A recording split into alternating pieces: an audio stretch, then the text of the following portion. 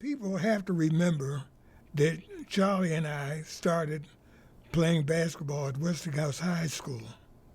That was in the 40s. And of course, Westinghouse at that time hadn't had a championship basketball team since 1919. We did a lot of things together. During the summer, we were lifeguards. We were lifeguards at South Park. We would go there by streetcar and get a ride home at night. Going to South Park by streetcar, we would get off at library. We would jog to the park and sit under the umbrella as much as we could most of the day, look at the ladies, and have a good time. We also played a lot of softball and did things during that time that were pleasant. We went on and we won the city championship in 1943. Both of us were fortunate enough to make All-City. And from there, really, I think that both of us, and he was behind me in school, but I think both of us might have gone to Duquesne University because Chick Davies was the coach there.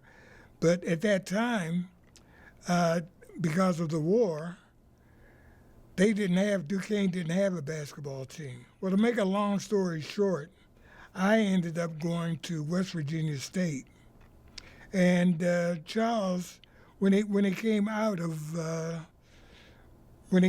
of high school, he joined me there for 1 year. But then he was called into the service. And naturally, when he came out of the service, Duquesne was playing basketball. He ended up going to Duquesne and had a fantastic career at Duquesne. The team at Duquesne during his tenure there was one of the best in the country. In my senior year at West Virginia State, they were in the NIT that year. I hitchhiked, after we won the championship, CIAA championship, I hitchhiked to New York to see him play in the NIT, and he got me tickets. And from there, he eventually was drafted by Boston in the NBA, and that's where the story started. As a sports editor for the Pittsburgh Courier, I annually picked the Black All-America football team. And we would have a banquet in Pittsburgh and bring some of the top athletes in the country who played at black colleges into Pittsburgh. There's a guy with the Pittsburgh Steelers by the name of Dan Rooney who took a liking to me, and we used to have various discussions. And during that period, he said, "Do you really think that you can spot a football player?" I said, "There's no question I can spot a football player. I can spot an athlete. And to me, a football player has to be an athlete." Well, one thing led to another, and eventually he said, "Why don't you join the organization?" And this was right before he hired Chuck Noll, which again was a piece of magic. Dan Rooney hired Chuck Noll. The rest is history. I played a small part in that history, and I found that working with people like Dan Rooney, Chuck Noll, Art Rooney Jr., and the Chief, who was still living at the time, I mean, it was a revelation. To me, I was really surprised that I was chosen for this award. And to me, I really am honored. I've received rewards in the past, but to get this award in the name of Charlie Cooper, who was one of my best friends, is really a pleasure.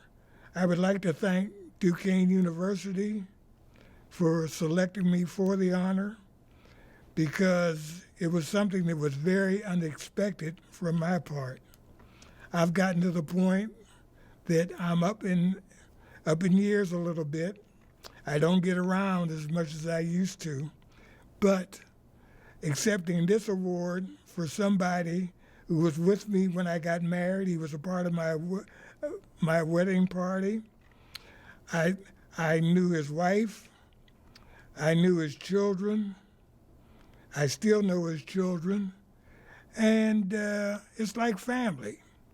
And I think this being something that will go on forever as far as Charlie is concerned, I really have to congratulate Duquesne University for them making this award and honoring him in this manner. I thought that he brought a lot to the school and took a lot away from the school. I thought that Charlie, over the years, brought a lot to the city of Pittsburgh. Boy, this really is a great award. Let me pick it up and do that.